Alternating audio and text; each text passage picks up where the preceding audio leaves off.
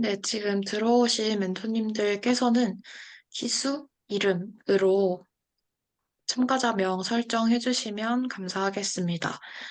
그리고 저희가 오늘 이 입시 세미나를 진행하고 나서 이거를 녹화를 한 후에 다른 분들도 보실 수 있게 멘봉 TV에 게시를 할 예정이라서 녹화를 진행하는 거라, 네, 참고해 주시면 감사할 것 같습니다. 기수 이름으로 참가자명 바꿔주시면 감사하겠습니다.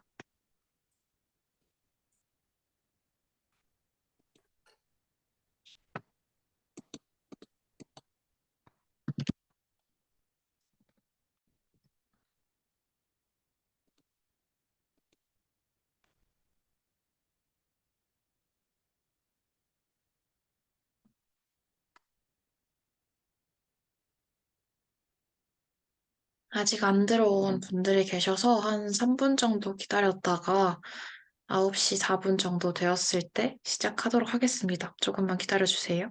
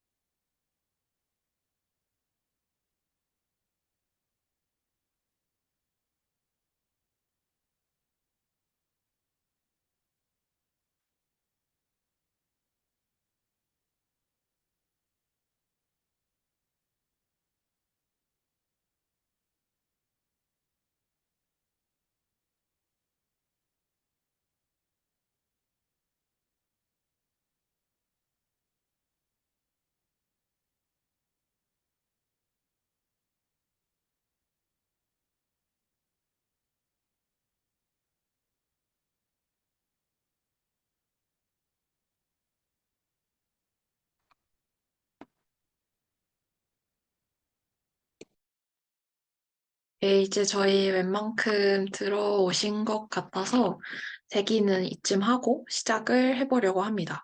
안녕하세요. 저는 10기 인재개발부장 조하정입니다. 어, 황금 같은 주말 저녁인데 이렇게 시간 내서 정시 세미나를 들으러 와주셔서 너무 감사드리고 저희 오늘은 입시 세미나 정시편 진행을 할 예정입니다. 그래서 저희 정시팀 팀원 네 분께서 각자 발표를 준비를 해주셨고, 그래서 정시에 대한 흐름이나 뭐 이번 입시에 대한 특징, 그리고 사례들 이런 거 알아가실 수 있을 것 같습니다. 오늘 들으셔서 멘토링 때 활용도 잘 하시고, 인재개발 프로그램 수료도 할 수 있으시길 바랍니다. 어, 만약에 들으시다가 질문 있으시면 채팅으로 자유롭게 남겨주셔도 좋고요. 일단 저희 순서는 먼저 세미나부터 쭉 진행을 한 후에 여러분들께서 사전에 보내주신 질문들이 있었어요. 그래서 사전에 질문을 보내주신 분들의 질문, 질의응답을 먼저 진행을 하고, 그 다음에 댓글로 올려주신 질문들, 질의응답을 차근차근 진행해 보려고 합니다. 네, 그러면 첫 번째부터 시작을 해주시면 될 것 같습니다. 잘 부탁드립니다. 네, 안녕하십니까. 멘토링 앤 강연 교육기부 봉사단 입시 세미나 정시 파트, 그중에서 정시 전형 소개를 맡은 인재개발부 10기 황재윤입니다. 목차는 정시 전형의 정의, 지원 방법, 그리고 모집 일정, 과목별 수능 선택 과목 소개로 진행되며 정시 전형이 어떤 전형인지부터 시작하여 수능 시 과목별 선택 과목까지 알아보도록 하겠습니다. 먼저 정시 전형의 정의입니다. 정시란 정시 선발 전형의 약자로 매해 국가 단위로 치는 수능 성적을 기반으로 학생들을 모집하는 대학 입학 전형입니다. 수능의 등급이나 혹은 성적, 백분위, 즉 수능 성적을 기반으로 대학교 원서 접수를 하는 방법입니다. 수시 전형은 균이란 것이 존재하지 않고 총 6개의 원서를 접수할 수 있지만 정시 전형은 가군, 나군, 다군 총 3번으로 3개의 원서를 접수하는 방식으로 진행됩니다. 각 대학교마다 성적 반영 방법이 다르거나 비율이 다를 수 있기 때문에 자신이 받은 점수가 유리하게 적용되는 학교를 찾는 것이 관건입니다. 정시 전형은 정시 전형은 수능에 초점을 맞춰 철저하게 준비를 하는 학생, 혹은 내신은 낮지만 모의고사 점수는 상대적으로 높게 나오는 수능 성적에 자신이 있는 학생, 생활기록부, 자기소개서, 면접 등 비교과 활동에 자신이 없는 학생이 활용할 경우 상대적으로 수시 전형보다 유리하게 작용을 할 수 있습니다. 다만 전문대를 포함한 수시 전형에 최종 합격을 하는 학생이라면 합격한 학교의 등록 여부와는 상관없이 정시 전형에 지원이 불가능합니다. 예를 들어서 A대학교 수시 전형을 최종 합격한 후 학교가 마음에 들지 않아 입학을 포기한 후 정시 전형에 지원을 하려고 하여도 지원을 하실 수 없습니다. 다음은 정시 전형의 지원 방법입니다. 다나다 한 개의 군에 대학 한 개씩만 지원이 가능하며 대학교의 학과마다 한 개의 군에만 지정됩니다. 따라서 가군 1회, 나군 1회, 다군 1회 총 3개의 원서 접수가 가능합니다. 예를 들어 A대학교 공문과에 가군으로 접수를 하고 B대학교 공문과에 나군으로 접수를 하고 C대학교 공문과에 다군으로 접수를 하는 방법이 있습니다. 정시 모집 대학에 있어서는 모집군이 다른 대학 간 혹은 동일 대학 내에 복수 지원이 가능합니다. 예를 들어 A대학교 국문과에 가군으로 접수를 하고 동일대학교 영문과가 나군으로 열렸다면 나군의 영문학과를 지원을 할 수 있습니다. 앞선 예와 반대로 모집군이 같은 대학 간 혹은 동일 대학 내 모집군이 같은 모집단위, 예를 들어 일반 전형과 특수 전형 간의 복수 지원은 금지가 됩니다. A대학교 국문학과의 일반 전형으로 가군 접수를 완료한 상태로 A대학교 국문과 특별 전형 가군의 특별 전형 조건을 충족하더라도 지원이 불가능합니다. 다음은 정시전형 모집 일정입니다. 2024학년도를 기준으로 말씀드리겠습니다. 2024학년도 수능 시험일은 2023년 11월 16일 목요일입니다. 성적이 나온 후 정시 모집 원서 접수는 2024년 1월 3일 수요일부터 6일 토요일 중 3일 이상으로 대학교마다 상이하고 정시 모집 전형 기간은 가나다군별로 상이합니다. 2024년 1월 9일 화요일부터 2월 1일 목요일까지 모든 정시 전형이 완료가 됩니다.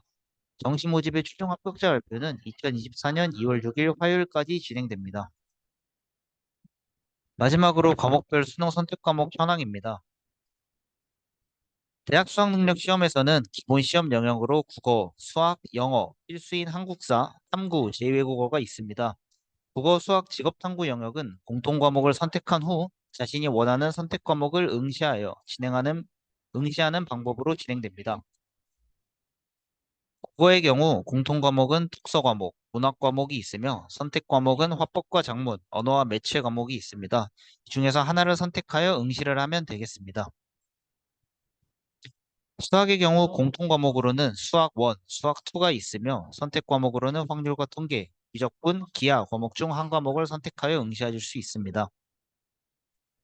사회탐구와 과학탐구의 경우 사회탐구는 생활과 윤리, 윤리와 사상, 한국지리, 세계지리, 동아시아사, 세계사, 경제, 정치와 법, 사회문화 과목이 있고, 과학탐구는 물리학원, 화학원, 생명과학원, 지구과학원, 물리학 2, 화학 2, 생명과학 2, 지구과학 2, 총 7개 과목 중 2가지를 선택하셔서 시험에 응시를 하시면 되겠습니다. 다음은 직업탐구 과목입니다. 직업탐구의 경우 1선택 과목으로 농업기초기술, 공업일반, 상업경제, 수산해운산업기초, 인간발달 총 5가지 과목 중 1가지 과목을 선택하고 두 번째 과목으로는 성공적인 직업생활이라는 과목을 응시하여 총 2과목을 응시합니다. 마지막으로 제2외국어 과목으로는 독일어원, 프랑스어, 프랑스어원, 스페인어원, 중국어원, 일본어원, 러시아어원, 아랍어원, 베트남어원, 한문어원 총 9과목 중 한 과목을 선택하여 응시를 하게 됩니다. 네, 이상으로 인재개발부 입시세미나 정시 파트 정시 전형 소개를 마무리하도록 하겠습니다. 지금까지 인재개발부 10기 황재윤이었습니다. 경청해 주셔서 감사합니다. 안녕하세요. 저는 정치 흐름 분석을 할 인재개발부 11기 하윤이라고 합니다. 우선 정치 선발 비율부터 말씀드리겠습니다. 수도권 대학의 경우 미미하지만 전년도에 비해 정시로 선발하는 인원과 비율이 늘어났고요.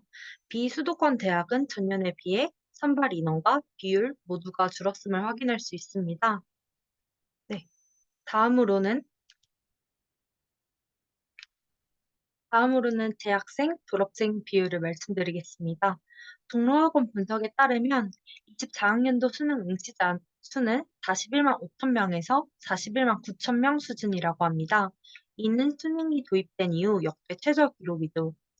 또 24학년도 수능 고3 응시생 수는 28만 4천 명, 재수생 수는 13만 명에서 13만 4천 명 정도로 전체적인 응시자가 줄면서 재수생도 줄었습니다.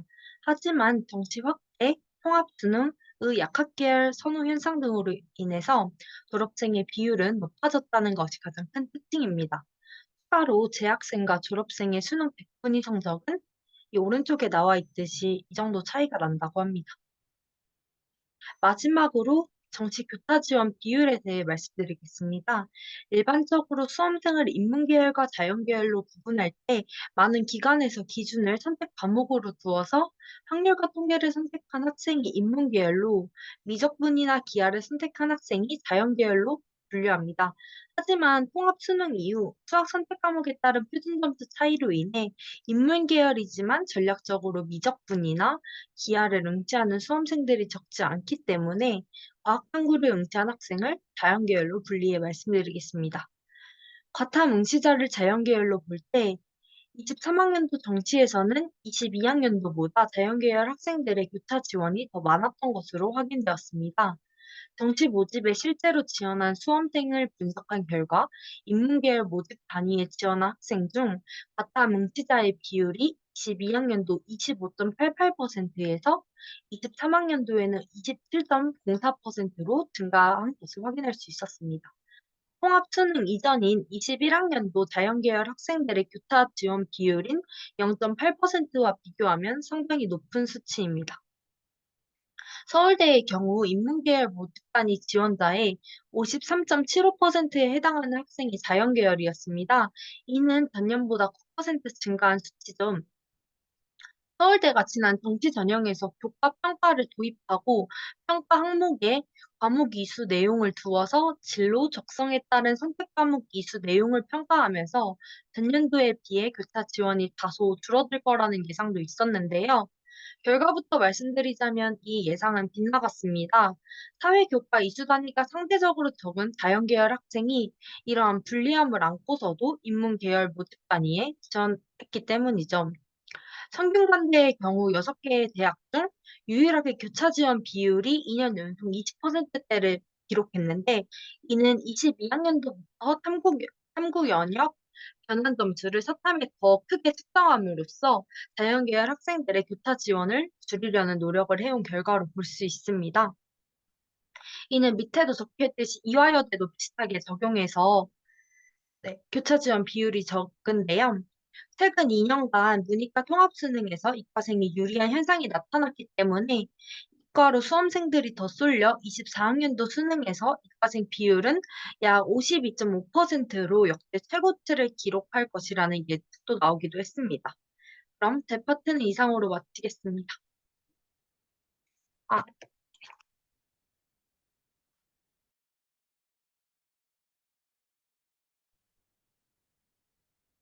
네, 안녕하십니까. 저는 다음으로 정시 세미나에서 정시 용어 부분을 맡아 백분이나 표준 점수, 그리고 추가 합격과 추가 모집에 대해서 설명하도록 하겠습니다. 제 소개도 넣어놨었는데요, 저는. 자세한 소개는 생략하도록 하겠습니다. 저는 이제 인재개발부 4기 멘토 시영입니다.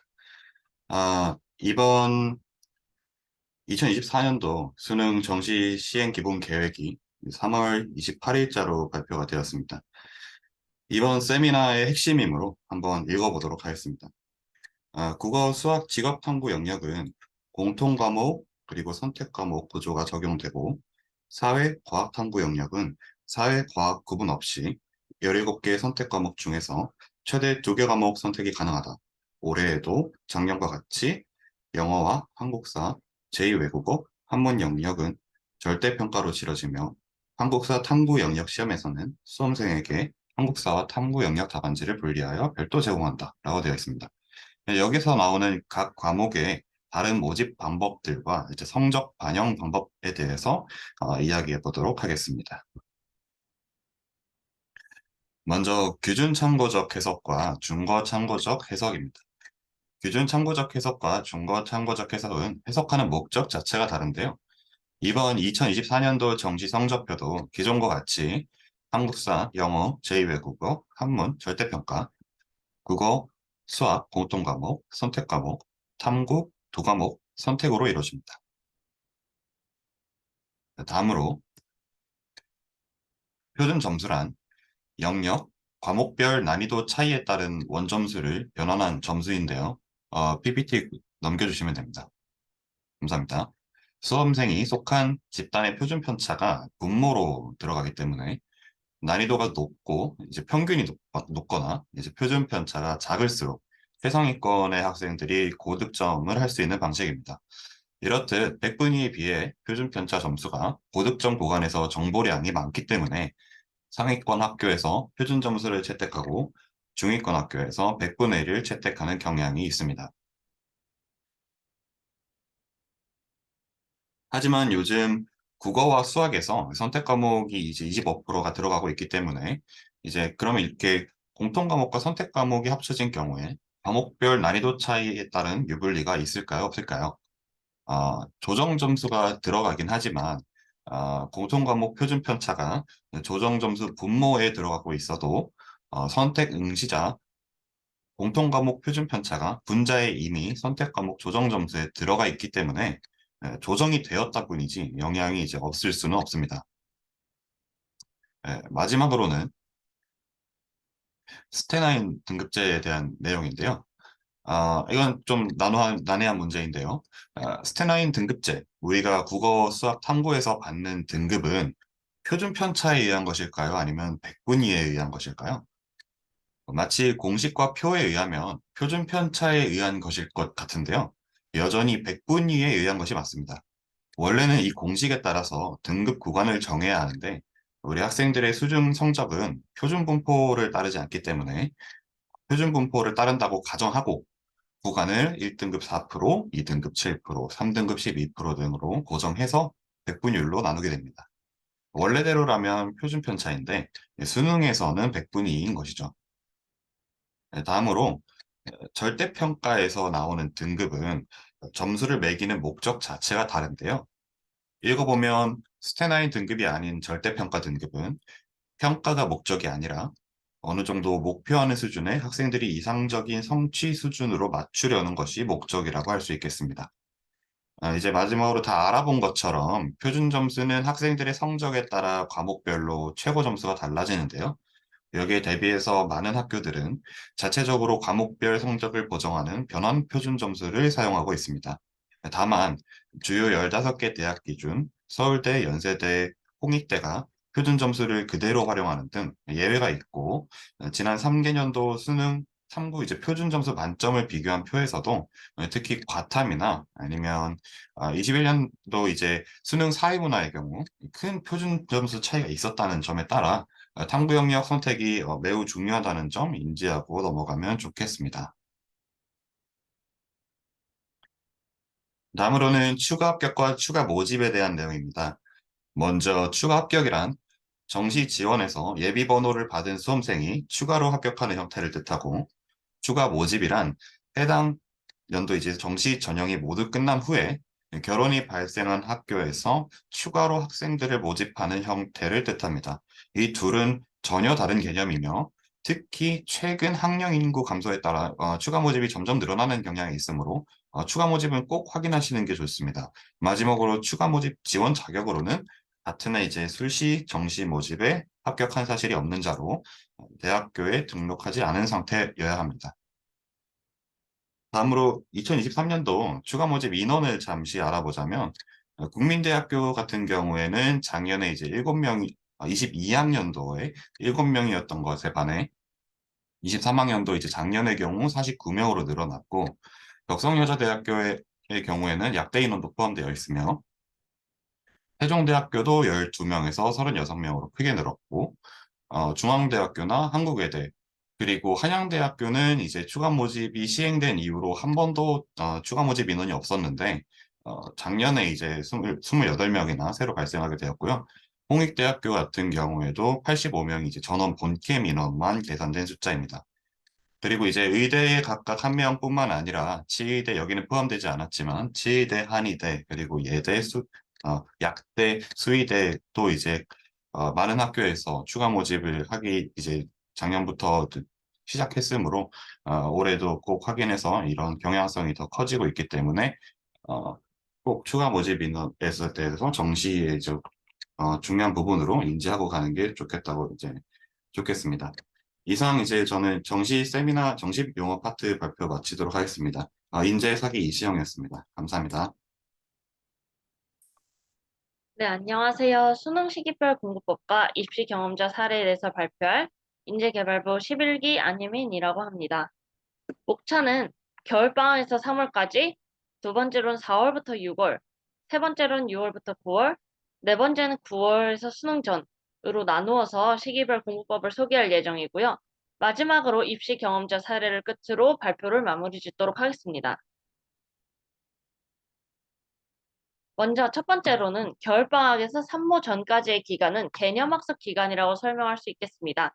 과목별 공부법을 살펴보시면 국어는 문학 개념어, 비문학 기초 개념학습, 수특 연계 작품 공부를 함으로써 기초를 다지는 방향으로 가야 하고요. 언어와 매체는 문법 개념을 학습하고 화법과 작문은 기출풀이가 이루어져야 합니다. 수학으로는 최근 삼각함수 등 다양한 수원 수투 과목에서 중학도형이 많이 나오기 시작하면서 중학도형의 개념 학습을 복습하는 것이 중요하다고 여겨지고 있는데요. 이 겨울방학에서 3월까지 개념 학습 기간에 중학도형 개념 학습을 이루어지면 좋겠습니다. 또한 공통과목과 선택 과목은 기본 개념과 쉬운 기출, 그리고 수특 연계 학습을 통해서 이루어져야 하며 영어는 영단어를 암기하고 구문을 해석하는 연습을 하면 좋겠습니다. 마지막으로 탐구는 개념을 학습하고 복습하는 방식으로 이루어져야 하며 3월 모의고사 응시 전후로는 일단은 3월 모의고사 성적과 수능 성적이 별개의 것이라는 것을 인지하여 부담을 가지지 말아야 하며 시험을 보고 반드시 학생들이 오답을 통해서 자신의 약점을 파악한 후 이 학습 계획을 보완하는 방식으로 이루어져야 합니다. 두 번째는 3월 모의고사 끝나고 6월 모의고사가 보기 전까지 4월부터 6월까지는 개념학습과 문풀학습이 병행되어야 하는데요. 4월부터 6월까지는 앞서 시행된 3월 모의고사에서 드러낸 약점을 보완하는 것이 필요하며 육모전 실전 모의고사 풀이가 들어가는 것이 중요합니다. 과목별 학습법을 한 번 더 살펴보시면 국어는 수특 연계를 공부하고 기출 분석을 하며 언어와 매체는 기출로 개념을 붙이는 것이 중요합니다. 수학은 이제 기본 개념을 마무리 짓고 학생들이 심화 개념 공부에 들어가야 되는데요. 또한 이 시기에 사설 엔제와 기출을 병행하면서 문제 풀이 능력을 기르는 것이 좋습니다. 영어는 매일 꾸준하게 일정하게 공부하는 것이 중요하며 기출 분석이 이루어져야 하는데요.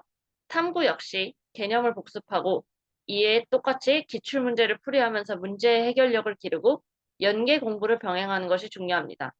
학생들은 6월 모의고사 응시 전후에 육모 응시 전 탐구 연계 공부가 마무리되었는지 반드시 확인할 필요가 있겠습니다. 왜냐하면 6월 모의고사는 처음으로 시행되는 평가원 모의고사이기 때문에 수능 출제 경향을 파악하고 자신의 실력이 어느 정도인지 파악하기 아주 좋은 시험인데요. 그 전에 탐구 개념이 마무리되지 않았다면 이러한 육모에서 얻어갈 것이 많이 없을 수 있습니다. 따라서 탐구 연계 공부를 반드시 마무리 짓고 6월 모의고사를 통해서 자신의 약점을 파악하는 것이 중요합니다. 또한 수능 출제 경향, 신유형 등을 체크하는 것이 중요하고요. 6월 모의고사를 치르면서 시험 운영 방식이나 자신의 취약점, 학습 수정 사안을 확인하는 등 피드백을 매우 꼼꼼하게 진행해야 하며 빈 구멍을 메꾸는 식의 오답을 매우 꼼꼼히 확인할 필요가 있겠습니다.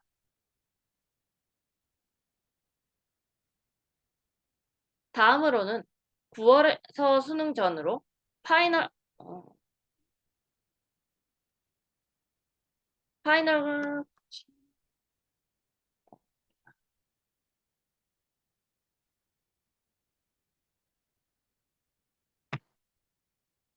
네 번째로는 6월에서 9월까지의 내용이 지금 빠졌는데요. 먼저 9월부터 수능 전까지의 기간에 대해서 먼저 설명드리고 다음으로 6월부터 9월까지의 과정에 대해서 설명하도록 하겠습니다. 9월에서 수능 전은 파이널을 굳히는 기간으로 과목별 학습법은 국어는 리트 및 사설을 통해서 고난도 문제에 대비하여야 하며 실무를 시간제로 풀어야 할 필요가 있겠습니다.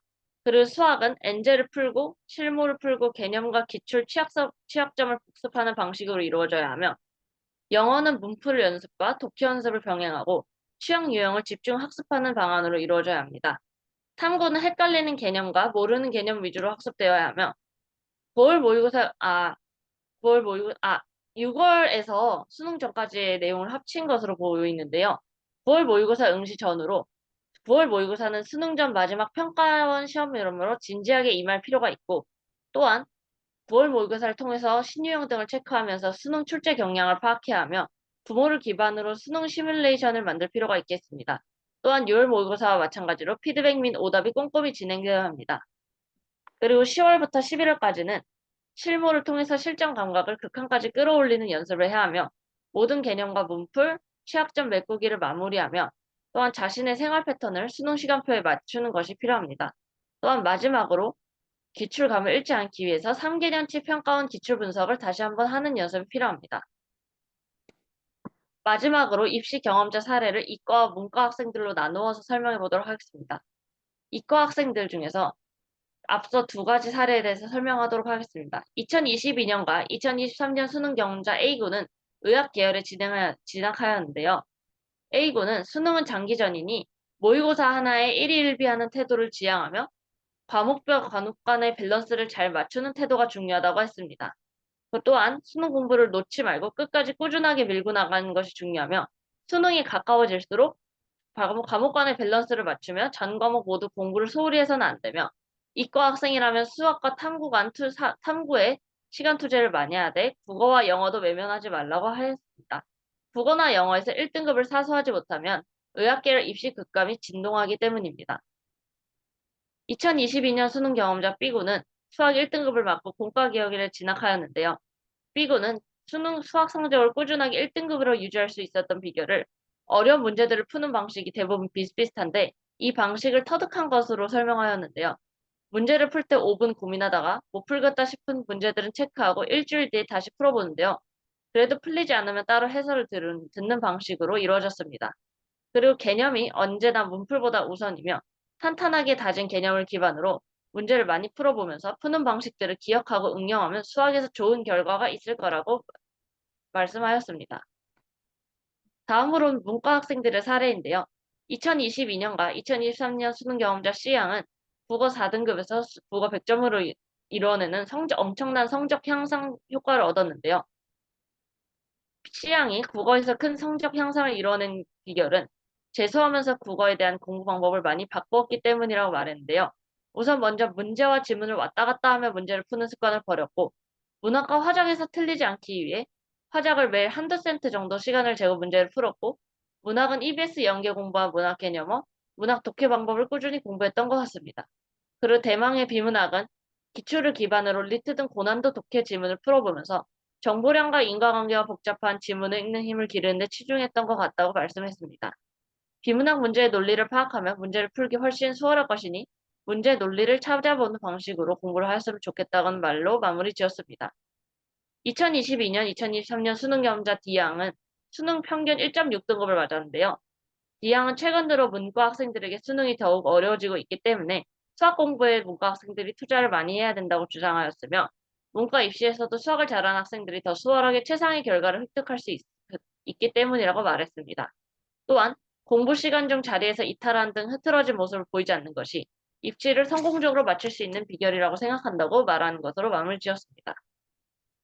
다음은 Q&A인데요. 앞서 구글 폼에서 올라왔던 질문들에 대해서 멘토들이 답변 드리도록 하겠습니다. 네, 이제 제가 질문을 읽어드리고, 이제 이 질문에 맞게 발표를 해주셨던 멘토님께서 답변을 해주시는 걸로 한번 진행을 해보도록 하겠습니다. 만약에 들으시면서 좀 궁금하셨던 점, 또는 저희에게 물어보고 싶으셨던 점, 혹은 저희 PPT 중에서 너무 빨리 넘어가서 뭐 이 내용 언급했던 부분을 다시 보고 싶다, 이런 것도 가능하니까 편하게 댓글 남겨주시면 좋겠습니다. 일단 첫 번째 질문 같은 경우에, 음, 문이과 통합 이전의 수능을 보아서 통합 이후의 수능 과목, 그리고 평가 과정이 가장 궁금하다라고 말씀 주셨어요. 통합 이후의 수능 과목은 저희가 선택 과목, 사탐, 과탐을 합쳐서 17개 중에 2개를 본다라는 점으로 설명을 드릴 수 있었던 것 같고, 두 번째 질문이, 음, 고등학교 때부터 확고하게 정시파로 정한 정시 멘티들에게 정시 공부를 어떻게 하라고 전하면 좋을지 궁금하다라고 질문을 주셨습니다. 혹시 혜민 멘토님께서 답변해 주실 수 있을까요? 네. 문이과 통합 이전과 이후에서는 수능 평가 과정이 많이 달라졌는데요. 일단은 통합 이후에는 수능에서 일단은 수학이 가장 통합된 것이 큰 변화라고 생각하는데요. 일단 수학이 과거에 가형과 나형으로 나누어진 과거 수능과 달리 지금은 수능의 공통 과목 수원 수투와 선택 과목인 미적, 분, 확률과 통계, 기하로 나누어져서 문이과 상관없이 확률과 통계, 기하, 미적분을 하나씩 선택해서 시험을 보는 방식으로 이루어지고 있으면서 공통 과목인 수원 수투를 함께 치르고 있고요. 그리고 국어 역시 선택 과목과 공통 과목 체제로 이루어지고 있는데요. 공통 과목은 앞서 말씀드렸듯이 독서와 문학, 그리고 선택 과목은 언어와 매체와 합법과 작문으로 나누어서 선택해서 시험을 보는 방식으로 이루어지고 있습니다. 따라서 그 과학탐구와 사회탐구도 상관없이 17개 과목 중에서 2개를 골라서 시험을 보는 방식으로 이루어지고 있고요. 다만 통합 이후에 이제 수능 과목은 이렇게 되나 평가 과정에서 이과, 공과 계열이나 자연 계열 같은 경우에는 사회 탐구와 확률과 통계를 치른 학생들의 입시 그 지원을 막고 있는 경우가 많고요. 그리고 그와 달리 문과 계열 학과들은 이와 같은 경우를 막지 않는 경우가 많기 때문에 이과 학생들의 교차 지원이 많이 일어나고 있고요. 두 번째 질문으로 고등학교 때부터 확고하게 정시파로 정한 정시 멘티들에게 정시 공부를 어떻게 하려고 전하면 좋을지에 대해서 말씀드리도록 하겠습니다. 우선은 고등학교 때부터 아예 자기는 내신을 버리고 정시를 하겠다 하면 이거는 학교 수업을 최소한으로 듣고 내신 공부를 아예 하는 시간에 정시 인강을 듣는다든지 해서 정시 공부를 아예 치중해서 공부하는 방식으로 이루어지면 좋고요. 대신 이제 고등학교 때 내신을 어느 정도 일정 이상 챙기면서 정시 공부를 같이 하는 경우에는 이제 최소한의 중간고사나 기말고사 시험 기간에는 내신을 공부하되 그 뒤로부터는 정시 공부를 하면 좋을 것 같다고 전하고 싶습니다. 이상으로 첫 네, 번째 질문에 대한 답변 마치도록 하겠습니다. 네, 답변이 되셨을지 궁금합니다. 답변 받으신 분들께서는 뭐 따로 답글에 남겨주시진 않아도 괜찮고, 뭐 반응을 보여주실 수 있다면 보여주시면 좋을 것 같아요. 두 번째 질문입니다. 2022년도 입시부터 문이과 구분이 없어지고 교차 지원이 가능해지면서 정시 전형에서 여러 변화가 생긴 것 같은데, 교차 지원이 가능해지고 문이과 구분이 없어짐에 따라서 지원할 때 유의해야 할 점 등이 궁금하다라고 질문 주셨습니다. 이 부분에 대해서는 아까 교차 지원 관련해서 설명해 주셨던 예은 멘토님께서 좀 더 덧붙여서 설명해 주시면 좋을 것 같습니다. 타 지원에 있어서 유의해야 할 학교는 상위권 대학교 중에서는 아까 말씀드렸듯이 성균관대, 이화여대 있고 덧붙이자면 약간의 가중치가 있는 한양대 이 정도를 들 수 있고요. 현재 체제에서는. 그리고 이런 불리함이 25학년도 수능에서 더 개선될 것으로 보인다고 해요. 연세대, 경희대, 중앙대, 이화여대, 시립대 이 정도에서 인문계열의 경우 사회탐구에 그리고 다연계열의 경우 과학탐구에 각각 가산점을 부여하면서 이렇게 문이과의 불리함을 해소시키려고 한다고 합니다. 그리고 또 고려대의 경우에는 과학 탐구들을 지정해가지고 이런 문제를 해소하려고 한다고 합니다. 네. 다음으로 세 번째로 질문 주신 분께서는 정시는 가나다군이 있는데 올해 또는 내후년에 주요한 변동사항이 있냐라고 질문 주셨습니다. 정시 전형의 변동사항 같은 경우는 뭐 모집 인원이나 아니면 뭐 추가 모집, 그리고 문이과 통합에 따른 변동사항 등 설명을 드린 것 같아서 요 질문은 생략하고 혹시나 더 궁금한 점이 있으시면 댓글 남겨주시면 감사하겠습니다. 다음 질문은 정시 전형 소개를 멘토링에서 보다 쉽게 전달할 수 있는 방법이 있을까요? 라는 질문이었습니다. 시영 멘토님께서 멘토링 경험과 엮어서 설명해 주실 수 있으면 좋을 것 같습니다. 적절한 답변이 될지는 모르겠는데요. 제가 이제 갖고 있는 생각으로는 저희가 이게 뭐 입시 전문가가 아니고 멘토로서 나가서 이제 입시 전형에 대해서 설명을 해서 드러내는 것보다는 어, 이런 정시 세미나 이런 걸 통해서 정시 전형에 대해서 획득한 지식이 자연스럽게 드러나는 게 되게 중요하다고 생각해요. 예를 들면 지금 2024년에 그 자소서 이렇게 폐지되는 것들 수시에서 그리고 또 정시에서 이번에 또 예은 멘토님께서 답변해 주셨던 뭐 서강대 같은 경우에 이제 사탐과 과탐을 섞어서 응시해서도 어디든지 지원할 수 있게 된다는 점 이런 것들을 알고 있을 때 실수하지 않는 것 이런 것들을 몰라서 예를 들면은 이번에 멘토링에 나가서 자소서 얘기를 꺼낸다거나 이런 것들에서 실수하지 않는 것에 더 집중을 하면은 더 좋을 것 같습니다. 특히 이게 뭐 작년만 해도 이제 입시를 치르셨던 분들이면은 내가 입시에 대해서 잘 알아 이렇게 생각하실 수도 있지만 점점 9기 이제 10기 이제 올라가면서 입시가 점점 멀어지게 되잖아요. 그래서 항상 이제 이런 것들 좀 관심 있게 지켜보면서 실수하지 않도록 주의하는 것이 제 의견에는 이제 중요하다고 생각합니다. 네, 자기 멘토님의 답변이었습니다. 다음 질문으로 들어온 게 저는 수시로 들어왔는데 정시에 대한 이야기도 멘티들에게 해주는 게 좋을까요? 라는 질문이었습니다.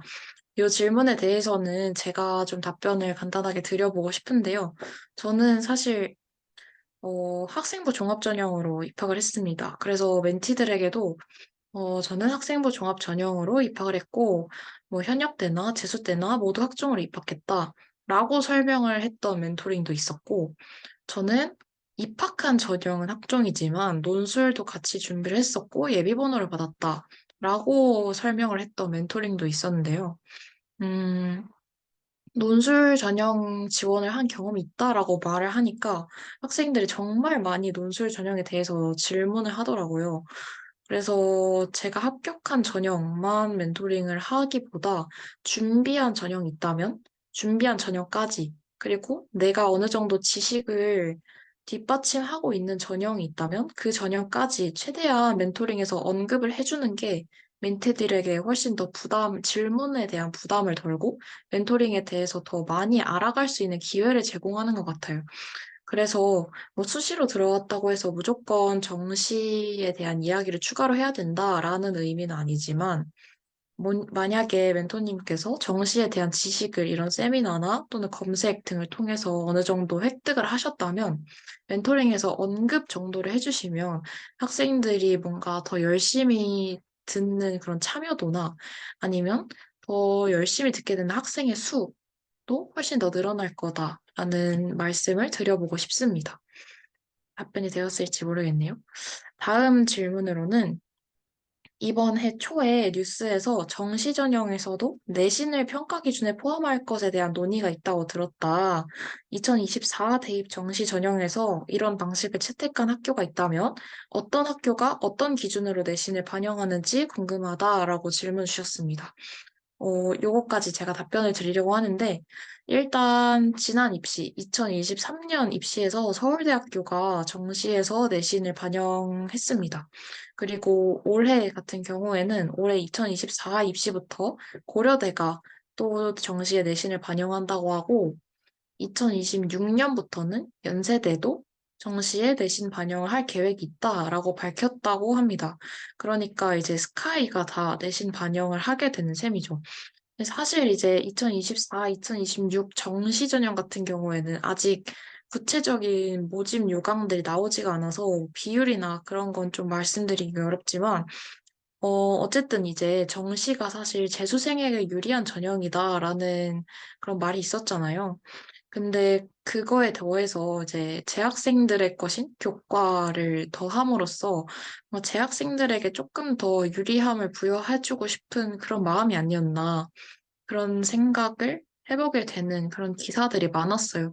그래서 그런 것들 참고해 보시면서 조금 더 알아가 보시면 좋을 것 같습니다. 사전 질문으로 온 마지막 질문인데 본격적으로 정시를 준비한 기간, 또 수시는 아예 안 챙겼는지, 뭐 예를 들어 학교 내 활동이나 뭐 원서 같은 거 썼는지, 정시를 생각하는 학생들에게 멘토링에서 어떻게 도움을 줄 수 있을지, 다시 돌아간다면 수시를 챙겨서 수시로 갈 마음이 있을지 등 경험담에 대해서 많이 물어봐 주셨어요. 그래서 이 질문은 실제로 정시 입시하셨던 혜미님께서 답변해 주시면 좋을 것 같습니다. 네, 일단 마지막 질문에 대해서 답변해 드리도록 하겠습니다. 첫 번째로 본격적으로 정시를 준비한 기간은 저는 고1 때부터 고2 때까지는 수시를 준비했었는데요. 그래서 고2 2학기 때부터 재수할 때까지 정시를 준비해서 총 2년 반 동안 정시를 준비했고요. 그리고 두 번째로 정시를 준비할 때는 이제 고2 2학기 때는 제가 내신이 많이 안 좋게 나와서 수시를 아예 버려야겠다고 생각을 했기 때문에 그 이후로는 학교 내 활동을 거의 하지 않았고요. 내신조차도 고3 때는 거의 챙기지 않았던 것 같습니다. 그리고 이제 수시 원서를 썼는지에 대해서는 전 논술 전형을 병행했었는데요. 외대나 경희대 등의 논술을 준비하면서 6개 논술을 썼고요. 그리고 이제 세 번째 같은 경우는 정시를 생각하는 학생들에게 멘토링에서 어떻게 도움을 줄 수 있는지에 대해서는 저는 일단 정시 준비는 빠르면 빠를수록 좋다라고 생각을 하고 있습니다. 그래서 따라서 수시에 집중을 할지 최저만 맞추는 형식으로, 그리고 두 번째로는 내신을 챙김과 동시에 정시까지 생각을 하면서 병행을 할지, 세 번째로는 아예 정시만 준비할지에 대해서 난 길을 빨리 정해야 된다고 생각하는데요. 저는 그 길을 너무 늦게 정해서 재수까지 했던 것 같습니다. 따라서 학생들에게 멘토링을 한다면 이 길을 빠르게 정해서 첫 번째 길인 경우에는 정시 공부를 최소화하고 선택과 집중을 하면서 내신에 집중을 했으면 좋겠다라고 말을 하고 싶고요. 두 번째가 가장 어려운 길이긴 하지만 그래도 이제 시험 기간과 정시 준비 기간을 잘 나눠서 준비를 하라고 하고 싶고, 세 번째 같은 경우는 이 정시만 아예 준비할 거면 아예 수시에 미련을 가지지 말고 고1 때부터 착실하게 준비를 해야 현역으로 원하는 대학에 갈 수 있다라고 얘기를 할 것 같고요. 그리고 이제 정시 준비 기간 그 방법에 대해서는 이제 실제 입시 자료나 아니면 이제 인터넷 강의나 이제 강사 추천 커리큘럼 같은 거를 좀 알려주면서 학생들에게 도움을 하고 싶고요. 주고 싶고. 네 번째로 다시 돌아간다면 수시를 챙겨서 수시로 갈 마음이 있는지에 대해서는 이거는 제 개인적인 생각일지는 모르겠는데, 수시가 저는 대학 입학 후에도 수시로 전형으로 입학한 학생들이 대학 생활에 더 만족하고 실제로도 더 성실하게 공부를 하는 것 같아서 저는 개인적으로 수시를 챙겨서 수시로 갈 마음이 있을 것 같습니다. 다시 돌아간다면. 대신 이제 내신을 따기 좀 더 수월한 학교로 갈 것 같고요.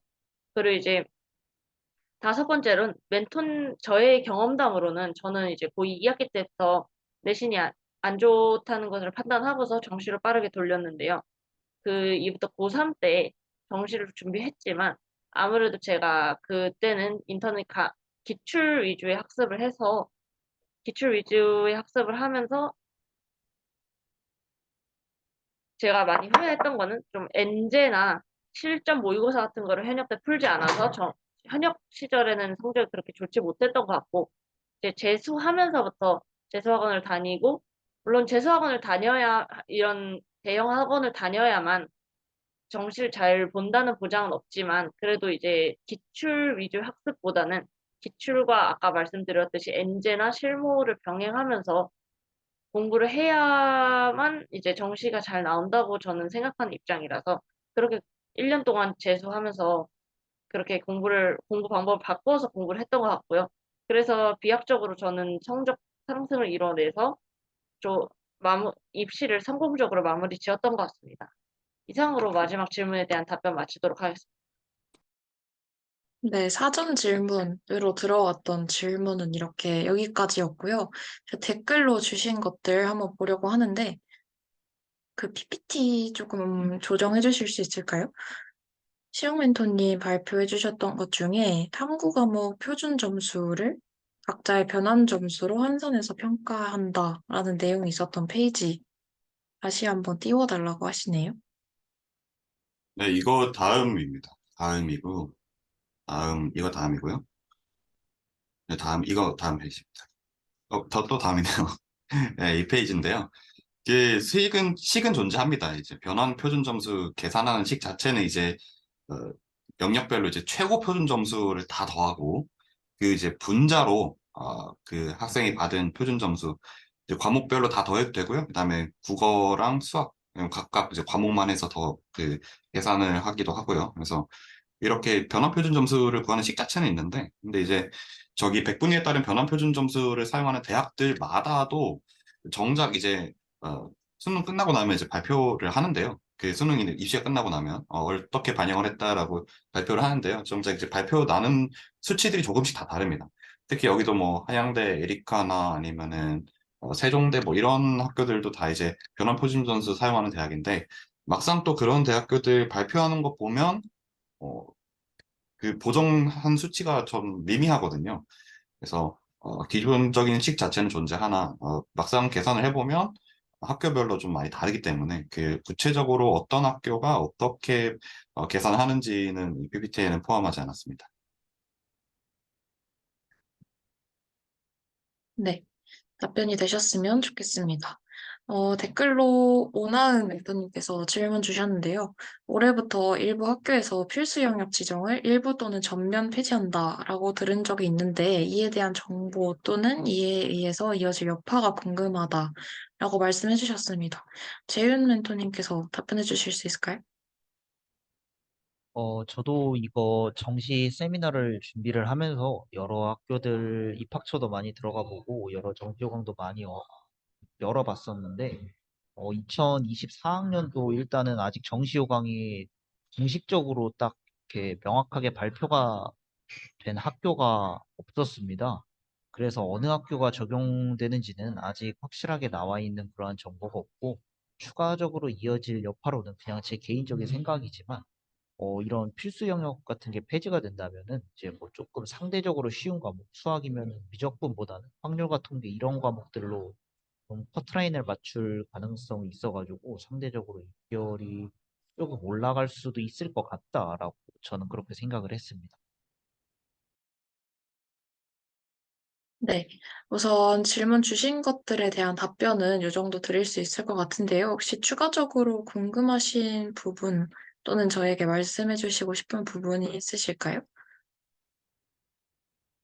있으실 분을 위해 50분 정도까지, 1분 정도만 기다려 보도록 하겠습니다. 참고로 저희 인재개발 프로그램으로 만약에 이 정시 세미나 들으신 걸 인정을 받고 싶으시면 저희가 바로 이 세미나 끝나고 구글 폼을 올려드릴 텐데 그 구글 폼에 오늘 세미나가 어땠는지 설문도 담겨 있지만 그 설문 아래쪽에 보시면 수료를 위한 문항 두 가지가 있습니다. 그래서 그거를 작성을 해주시면 수료가 되는데 다만 이제 그 구글 폼과 더불어서 오늘 들어오시기 전에 사전 질문을 남겨주셨거나 아니면 오늘 실시간으로 질문을 해주셨거나 이것도 이제 수료 기준에 포함이 된다라고 넣어놨었어요. 네, 이것 같은 경우에는 사실 원래 저희가 입시 세미나를 인재개발 프로그램으로 넣을 때는 수료 기준에 없었던 것이고 오늘 조금 더 알찬 프로그램을 위해서 제가 임의로 넣었던 기준이라서 질문을 만약에 더 해주시고 싶은 분들은 구글 폼 아직 열려 있으니까요. 사전 질문 구글 폼으로 주시면 저희가 더 확인을 해서 개인적으로 답변 드릴 수 있도록 하겠습니다. 출석 체크를 위해서 모두 출석하신 분들은 댓글에 출석했습니다 라고 모두 볼 수 있게 댓글 한 번씩, 채팅 한 번씩 부탁드리겠습니다.